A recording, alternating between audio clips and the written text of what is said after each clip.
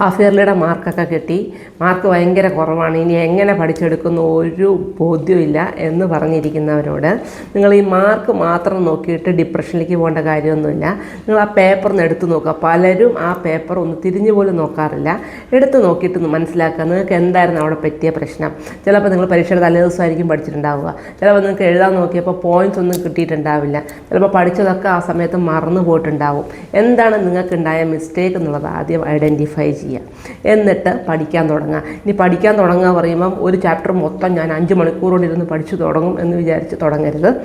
A journey of 1000 miles starts from a single step എന്നാണ് പറയുക. ചെറിയൊരു പോർഷൻ നിങ്ങൾക്ക് പഠിക്കാൻ ഏറ്റവും എളുപ്പമുള്ള ഒരു ചെറിയ പോർഷൻ ആദ്യം എടുക്കുക.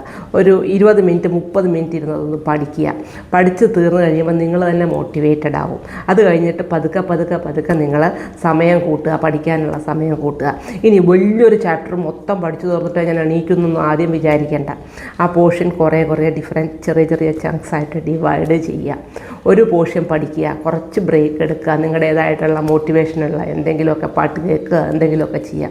അങ്ങനെ കുറച്ചായിട്ട് നിങ്ങൾ പഠിച്ചു തുടങ്ങുക. ഇപ്പോഴേ പഠിച്ചു തുടങ്ങുക. എന്നാലേ ബോർഡ് എക്സാം ആകുമ്പോഴത്തേക്കും ഈ സീനൊക്കെ അങ്ങ് മാറി നല്ല മാർക്ക് കിട്ടുള്ളൂ, നല്ല കോൺഫിഡൻ്റ് ആയിട്ട് എക്സാം എഴുതാൻ പറ്റുള്ളൂ. അപ്പോൾ ഇപ്പോഴേ തുടങ്ങിക്കോട്ടെ. Thank you.